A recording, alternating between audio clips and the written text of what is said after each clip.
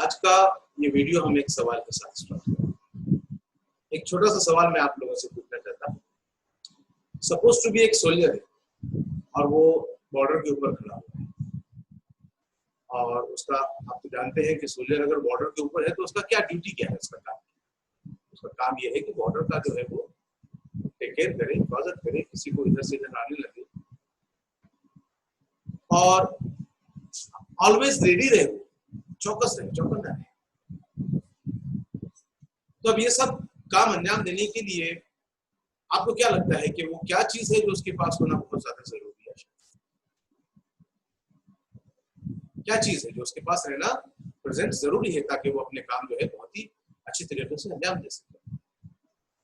क्या होना चाहिए उसके पास? एंड्रॉइड मोबाइल, ताकि वो पबजी खेलता रहे और बहुत सारे वेपन्स कलेक्ट करे। उसके पास वर्चुअल नहीं, अपने एक्चुअल वेपन होने चाहिए। याद रखिए, यही वो चीज है जो मैथमेटिक्स कहलाता है फिजिक्स के लिए। Mathematics is the language of physics, mathematics is the tool of physics, as well as mathematics is the weapon for the physics. सोचिए कि उस सोल्जर के पास वेपन ही नहीं है उसके अपने, और उधर से जो है एनिमीज आ रहे हैं, उसके पास कोई तैयारी ही नहीं है। क्या करेगा? वो देखेगा, घबराएगा, उनको परेशान हो जाएगा, छुपता छुपाता रहेगा। यही हाल हो जाता है उन स्टूडेंट्स का फिजिक्स के क्लासरूम में जो मैथमेटिक्स नहीं जानते। अब ये मैथमेटिक्स हम लाएंगे कहां से? लैंग्वेज है भाई, लैंग्वेज है फिजिक्स। मैथमेटिक्स के बगैर आप फिजिक्स को एक्सप्लेन ही नहीं कर सकते। आपने देखा होगा कि जितने कुछ भी जो है साइंटिस्ट होते हैं फिजिक्स के, मैक्सिमम उनमें से लगभग सभी जो है मैथमेटिशियंस भी होते हैं, बहुत अच्छे मैथमेटिशियंस। आइजैक न्यूटन का आपने नाम सुना है, बहुत बड़ा मैथमेटिक्स डिस्क्राइब किया है उसने। कैलकुलस, डेरिवेटिव एंड इंटीग्रेशन आएगा हमारे पास जो है इंशाल्लाह 11th के स्टार्टिंग में ये बात रहेगा, जो कि फिजिक्स का पार्ट बताकर आपको लिया जाएगा, फिजिकल मीनिंग के साथ लिया जाएगा। आप मैथमेटिक्स में जो फार्मूलाज पढ़ते हैं एक्चुअली वो फिजिक्स के लॉज को डिस्क्राइब करने के लिए होता है। फिजिक्स के लॉज को डिस्क्राइब करने के लिए वो मैथमेटिक्स होता है। उसी की मदद से हम जो फार्मूला ले लेते हैं उनका हम फिजिकल मीनिंग देखेंगे अभी यहाँ पर इन स्टडीज में। अब आप घबराए हुए, परेशान और अनजान ना रहे अपने सब्जेक्ट से, इसके लिए आपको मैथमेटिक्स अगर आना जरूरी है तो वो कौन सा मैथमेटिक्स से कहाँ से लाएंगे?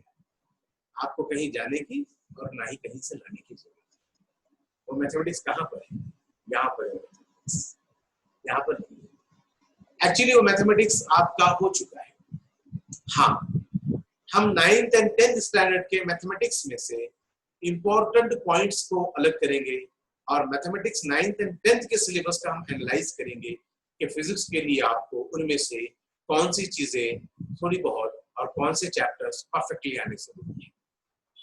हाँ, हम 9th and 10th के स्टैंडर्ड से ही वो मैथमेटिक्स सीखेंगे और कुछ और एडिशनल रह जाता है, जैसे कि वेक्टर्स एंड कैलकुलस का जो मैथमेटिक्स है वो तो आपको 11th स्टैंडर्ड में सिखाया जाएगा प्रीवियसली, मगर मिनिमम जो मैथमेटिक्स आपने लेकर आगे चलना चाहिए। देखिए, मैक्सिमम टाइम ऐसा होता है कि आपका कंपटीशन में हर बार आपसे करेगा।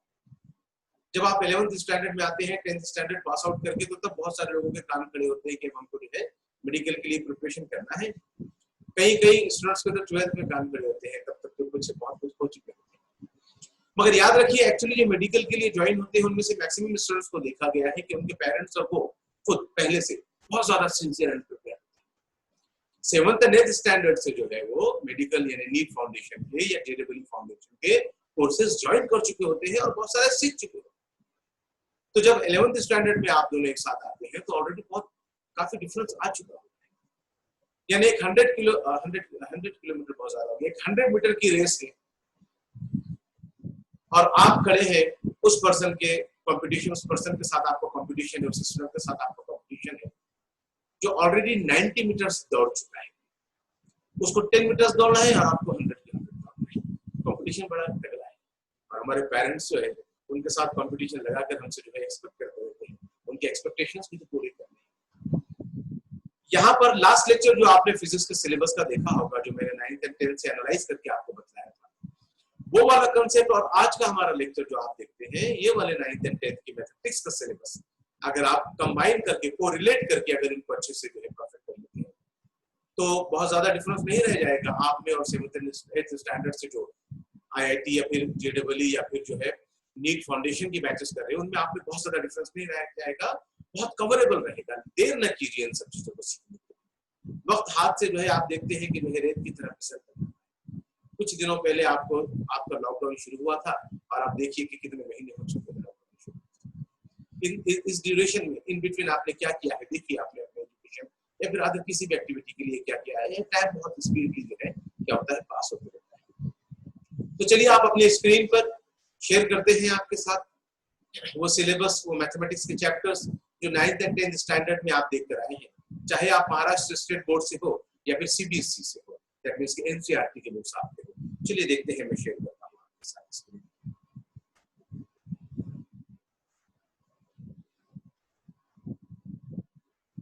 देखिए आप स्क्रीन पर देख सकते हैं इस सिलेबस को।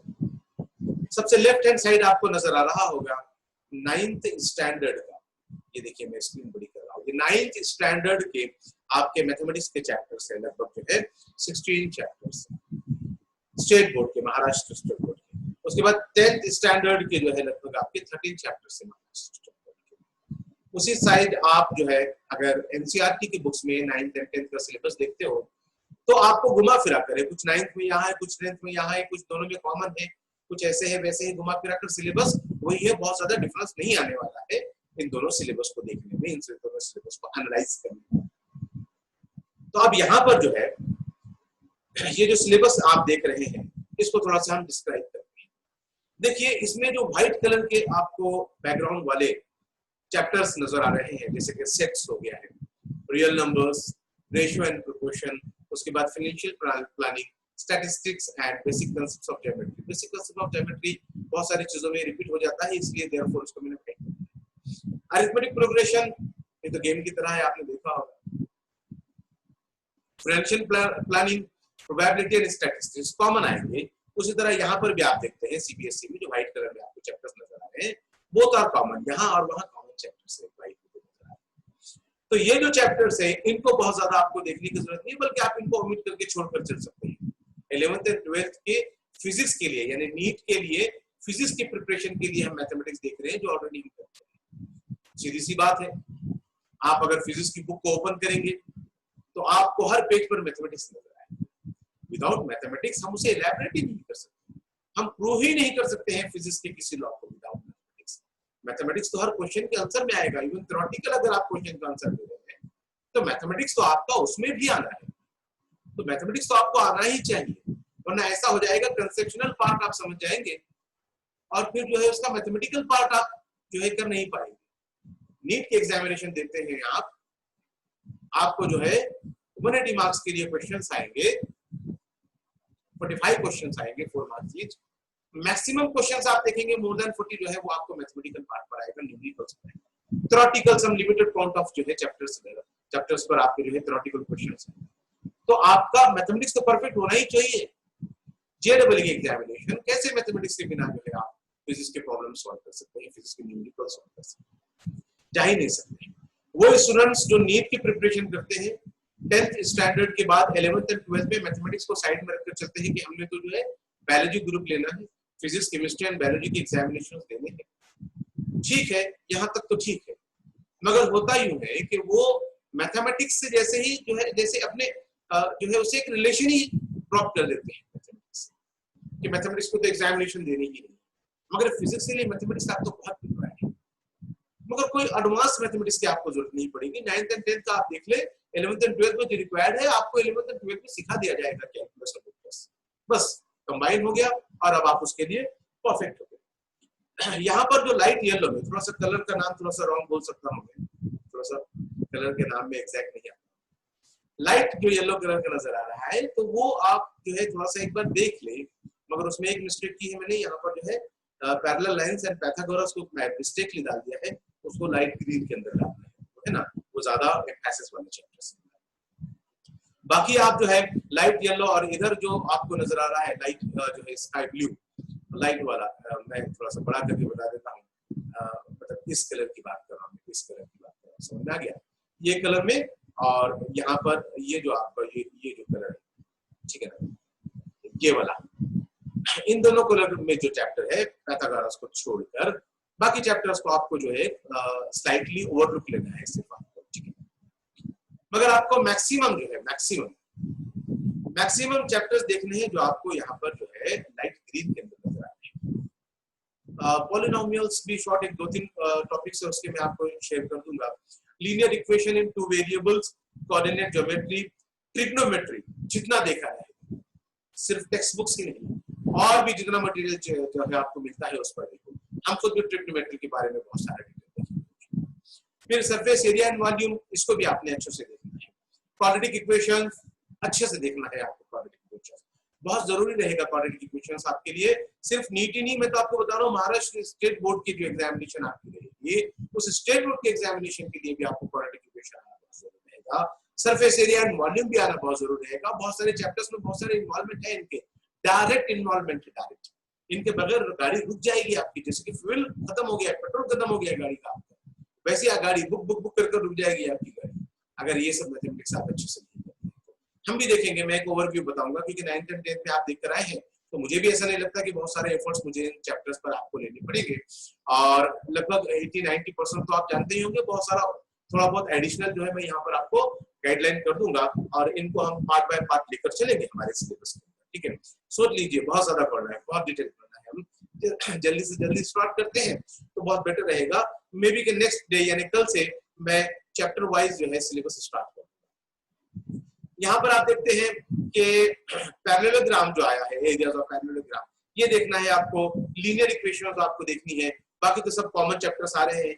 ग्रीन में नंबर ऑफ चैप्टर्स हमने जो है सेलेक्ट किए हैं, मगर देखिए 9th 10th and NCERT and state board बहुत सारे कॉमन चैप्टर्स है, देयरफॉर वो कॉमन ही आएंगे आपके, यानी नंबर ऑफ चैप्टर्स बहुत सारे कम हो रहे हैं। अब हम डिस्कस करते हैं कि आपको बेसिकली इन सब चैप्टर्स में देखना क्या है। साथ ही साथ मैं आपको इस वीडियो के जो है डिस्क्रिप्शन में कुछ पीडीएफ के लिंक्स दे दूंगा। मैं आपको 1 2 3 4 5 6 लिंक्स दूंगा। एक लिंक रहेगी जिसके अंदर ये जो चैप्टर का हमने बनाया है mathematics for physics chapter wise, उसका आएगा। एक जो मैंने इंटरनल कांसेप्ट्स जो आपको एक्सप्लेन करने हैं, उसका एक मैं आपको जो है लिंक पीडीएफ बनाकर दे दूंगा। साथ ही साथ मैं आपको स्टेट बोर्ड के मैथमेटिक्स के बुक्स की लिंक दे दूंगा, आपके पास होगी फिर भी मैं दे दूंगा। और साथ ही साथ चैप्टर सेलेक्टेड जो है मैं आपको एनसीईआरटी की बुक के जो हम चैप्टर सेलेक्ट कर रहे हैं उन चैप्टर्स में से लिंक दे दूंगा, तो आप वहां से भी उसको क्या कर सकते हैं, पढ़ सकते हैं, ठीक है। अब आते हैं हम चैप्टर वाइज, जैसे कि फॉर एग्जांपल यहाँ पर पॉलिनोमियल्स दिया है आपका, तो पॉलिनोमियल्स में आपको दो चीजें देखनी है, जैसे कि जीरोस ऑफ पॉलिनोमियल, उसके बाद उसकी डिग्री, फिर लीनियर पॉलिनोमियल्स और क्वाड्रेटिक पॉलिनोमियल्स, उसके बाद जो है क्यूबिक पॉलिनोमियल्स। ये आपको जो है 3-4 चीजें उसके अंदर से देखनी है, आगे आपके जो है यूज में आएगा। मेन जो है हमारा लीनियर इक्वेशन इन 2 वेरिएबल्स, इसको आपको जो है अच्छे से ध्यान देकर जो है इसको देखना पड़ेगा, जिसमें भी बहुत सारी चीज नहीं, एक 3-4 पॉइंट आपको अच्छी तरीके से आने चाहिए, जैसे कि मेथड ऑफ सॉल्विंग, और उसके बाद ट्रांसफॉर्म जो है एक इक्वेशन को जो है लीनियर इक्वेशन ऑफ 2 वेरिएबल्स में जो है कैसे ट्रांसफॉर्म करें, और उसके जो है साइमल्टेनियस इक्वेशंस के जो है एप्लीकेशन जो है, ऐसे कि 3 पॉइंट्स आपको उसके अंदर आने चाहिए, ठीक है। इसके बाद हम कोऑर्डिनेट ज्योमेट्री की अगर बात करते हैं, तो कोऑर्डिनेट ज्योमेट्री में आपको 3 पॉइंट्स इंपॉर्टेंट है, distance formula, section formula and slope of line. Slope of line को देखेंगे आप 11th और 12th में बहुत यूज में आएगा, बल्कि स्लोप ऑफ लाइन पर आपके डायरेक्ट क्वेश्चन भी हो सकते हैं। और समझ लीजिए, जब भी मैं आपको नीट के या जेडब्ल्यू के अकॉर्डिंगली क्वेश्चन की बात करता हूं तो मैं बहुत बुरी, क्योंकि इतने बड़े सिलेबस में से आपके, इतने बड़े सिलेबस में आपको 45 क्वेश्चन आने हैं, हर क्वेश्चन 4 मार्क्स का रहेगा, इतने बड़े सिलेबस में से 45 क्वेश्चन आने वाले हैं, तो सोच लीजिए कि किसी टॉपिक पर अगर क्वेश्चन आ सकता है तो वो टॉपिक कितना ज्यादा इंपॉर्टेंट है। 8 10 15 20 50 कहीं हंड्रेड्स ऑफ टॉपिक्स तो हमको इसलिए पढ़ने पड़ेंगे क्योंकि उनको सीखने के बाद एक टॉपिक का जजमेंट हमको आएगा और क्वेश्चन उस पर आना है। आप आपके नाम पर ही कितने क्वेश्चंस बना सकते हैं, नाम के स्पेलिंग पर कितने क्वेश्चंस बना सकते हैं। आपके नाम के स्पेलिंग को अपोजिट कर दो, रेज नाम है इंस्टीट्यूशन का हमारे, उसको अपोज कर दो, ZER कर दो, शेर बन जाएगा। एक लेटर बीच में से निकाल दो, या मिडिल का लेटर फर्स्ट में डाल दो, बाकी के दोनों ही रहने दो, उसके मीनिंग क्या है, उल्टा करने पर मीनिंग क्या हो गए। ऐसे आप एक नाम के कितने जो है क्वेश्चंस बना सकते हैं। 45 तो बना ही सकते हैं। अगर हम अपने नाम के 45 क्वेश्चंस बना सकते हैं तो इतने सारे फिजिक्स के सिलेबस में 45 क्वेश्चंस आने वाले हैं। सोच लीजिए कि प्रोबेबिलिटी क्या है। और मैं आपको कह रहा हूं कि slope of line direct question भी आ सकता है। दैट मींस के इंपॉर्टेंस कितना है। आगे बढ़ते हैं। ट्रिग्नोमेट्री में तो आपने कुछ भी जो है छोड़ना नहीं, जहां से जो मिलता है ट्रिग्नोमेट्री ले लेना है आपने। बहुत इंपॉर्टेंट है, उसके चार्ट्स बनाकर रखने हैं, चार्ट्स उसके आपने बाय हार्ट करने हैं, अभी से शुरू कर देना है आपने, बस जस्ट चैप्टर सिलेबस स्टार्ट किया। ट्रिग्नोमेट्री रेशियोज देखने हैं, ट्रिग्नोमेट्री के आइडेंटिटीज देखने हैं आपने, angle of elevation and depression देखना है आपको, और उसके लेंथ एंड डिस्टेंस बेस्ड के प्रोग्राम्स आपको देखने हैं, फिजिकल मीनिंग के साथ देखना है आपको ये। हाँ, मैं एक्सप्लेन करूंगा अगर फिजिकल मीनिंग आपको फिलहाल नहीं मिलता है। जब हम स्टार्ट करेंगे तो मैं आपको जो है हर टॉपिक का, हर कांसेप्ट का फिजिकल मीनिंग समझा कर सकता हूं। उसी के साथ जो है क्वाड्रेटिक इक्वेशन, मैंने आपको बतला दिया है क्वाड्रेटिक इक्वेशन के बारे में कि क्वाड्रेटिक इक्वेशन की कोई चीज आपको मिस करनी नहीं है। क्वाड्रेटिक इक्वेशन भी आपको परफेक्ट आना चाहिए, सॉल्विंग मेथड्स आने चाहिए, फैक्टराइजेशन आना चाहिए, फैक्टराइजेशन जो आना चाहिए आपको। उसके अलावा कंप्लीटिंग द स्क्वायर आना चाहिए। देन आफ्टर जो है उसके फार्मूलाज आने चाहिए आपको, नेचर ऑफ रूट्स आना चाहिए, रिलेशन बिटवीन रूट्स आना चाहिए आपको, रूट्स और कोएफिशिएंट के बीच का रिलेशन आना चाहिए आपको क्वाड्रेटिक इक्वेशन के अंदर, और एप्लीकेशंस भी आने चाहिए उसके आपको क्वाड्रेटिक इक्वेशन का मैक्सिमम, ट्रिग्नोमेट्री मैक्सिमम आपको आना चाहिए, क्वाड्रेटिक इक्वेशन लगभग पूरा आपको आना चाहिए। मेंसुरेशन की बात करते हैं, मेंसुरेशन में arc of circle, area of sector, area of segment of circle, ये सब चीजें आनी चाहिए आपको, सरफेस एरिया एंड वॉल्यूम आना चाहिए आपको, ठीक है। उसी के साथ जो है ये जो चैप्टर आपको नजर आ रहा है सर्कल जो आपका चैप्टर था, बड़ा डिफिकल्ट जाता है, ऐसे कहते हैं 10th स्टैंडर्ड में, मगर डिफिकल्ट नहीं है, बल्कि आप उसको फिजिक्स की नजर से देखेंगे तो फिजिकल मीनिंग के साथ बहुत ही आपको उसके अंदर इंटरेस्ट आएगा। उसमें आपने 2-3 पॉइंट जैसे कि आर्क ऑफ सर्कल, फिर उसके बाद सेकंड एंड टेंजेंट, टेंजेंट को तो बहुत अच्छे, टेंजेंट टेंजेंशियल वेलोसिटी होती है फिजिक्स में, बहुत इंपॉर्टेंट है। थ्योरम ऑफ जो है इंटरसेक्टिंग कॉर्ड आपको आना चाहिए उसके अंदर, ये सब चीजें आपको उसके अंदर आना चाहिए, पाइथागोरस थ्योरम आना चाहिए आपको, टेम्पलेट आना चाहिए, उसका एप्लीकेशंस आने चाहिए आपको, जरूरी है ये सब चीजें। सरफेस एरिया एंड वॉल्यूम में आपको जो है कॉम्बिनेशंस आने चाहिए सॉलिड्स के, और उसके बाद जो है सरफेस एरिया के वॉल्यूम के कॉम्बिनेशंस आने चाहिए। फिर हर पॉसिबल सॉलिड शेप का सरफेस एरिया एंड वॉल्यूम आपको मालूम होना चाहिए उसके फॉर्मूला। आपके पास चैप्टर में डायरेक्ट आएंगे ये। हाँ, रोटेशनल डायनेमिक्स चैप्टर है भी आपको, रोटेशनल मोशन से रिलेटेड डायरेक्ट आएगा उसके अंदर, ये जो सॉलिड्स की शेप्स के बारे में, सरफेस एरिया और उसका वॉल्यूम, डायरेक्ट इंप्लीमेंटेशन है, सुन लीजिए आप, ये सब आपको अच्छे से आना चाहिए। ज्योमेट्रिक कंस्ट्रक्शन जो है आपका, construction of triangle and construction of tangent, tangent को आपने अच्छे से जो है ध्यान देना है, ठीक है। सिमिलरिटी में भी बेसिक प्रोपोर्शनलिटी थ्योरम और theorem of area of similar triangles अगर आप देख लेते हैं तो बड़ी अच्छी बात है, याद रखिए इन चीजों को, ठीक है। तो ये कुछ चैप्टर्स हमने यहाँ पर इसमें से सेलेक्ट किए हैं, और उन चैप्टर्स के कुछ कंटेंट्स यहाँ पर सेलेक्ट किए हैं जो हमने आपके साथ शेयर किए हैं। अब आप बोलेंगे कि हमको ये आ जाना चाहिए, हमको वो आ जाना चाहिए, 9th एंड 10th स्टैंडर्ड के फिजिक्स के चैप्टर्स आ जाना चाहिए, हमको 9th एंड 10th के जो है जो भी इंपॉर्टेंट चैप्टर्स निकाल कर दे रहा हूँ मैं मैथमेटिक्स के, वो आ जाना चाहिए, तो फिर मैं क्या पढ़ाऊंगा आपको, मैं सभी चीजें आपको डेप्थ में लेकर, आप सिर्फ अपने साथ ओवरलुक लेकर। दैट मींस कि अगर कोई टर्म मैं आपके सामने यूज करूं तो आप उसके लिए अनजान न रहें, बस अनजान रहेंगे तो फिर आप जो है ऐसे ही कंफ्यूज होकर देखेंगे, तो अनजान नहीं रहना चाहिए, आप सिर्फ टर्म्स लेकर आइए, बाकी ओवरलुक तो मैं सबका कराऊंगा, ओवरलुक आप लेकर आइए, डेप्थ में हम इसको आगे लेकर बढ़ेंगे, जहाँ की प्रैक्टिस की जरूरत पड़ेगी तो आपको ऑलरेडी थोड़ा बहुत टचअप आना चाहिए। यही सब चीजें जो है हम प्रीवियसली लेकर आते हैं, ठीक है। तो अब देखिए, अगर ये जो मैंने आपको लास्ट जो मैंने आपको सिलेबस डिस्कस किया था आपके साथ, अगर लास्ट सिलेबस को अगर आप देख लेंगे और अभी के हमारे करंट मैथमेटिक्स के सिलेबस को, लास्ट फिजिक्स वाले चैप्टर्स, करंट मैथमेटिक्स वाले चैप्टर्स, इन दोनों सिलेबस को अगर आप जो है कॉमनली अगर देख लेंगे और इनका ओवरलुक लेकर आएंगे, तो याद रखिए जो 7th 8th स्टैंडर्ड से जो फाउंडेशन बैचेस करते हैं लगभग आप उनके इक्विवेलेंट हैं, और फिर उसके बाद हम लेकर चलेंगे। ये सिलेबस बहुत बड़ा है, मैं जानता हूँ अच्छे तरीके से कि डिस्टेंस एजुकेशन पर इतनी सिंसियरिटी और उसके बाद जो है इतना ज्यादा कंसंट्रेशन, फिर कंपटीशन की फीलिंग्स, ये सब जो है डिफिकल्ट है एक लंबे समय के लिए, इसलिए बहुत जल्द हम जो है डायरेक्ट लाइव लेक्चर्स की तरफ जो है करना होने वाले हैं, कुछ परमिशंस वगैरह के लिए कुछ चल रहा है, और जब तक तो हमने मिस करना नहीं है इसलिए चलेगा। और सबसे इंपॉर्टेंट बात मैं आपसे जो डिस्कस करना चाहता हूँ आज के लेक्चर में, कि कल के लेक्चर से हम अपना सिलेबस से आर्टिकल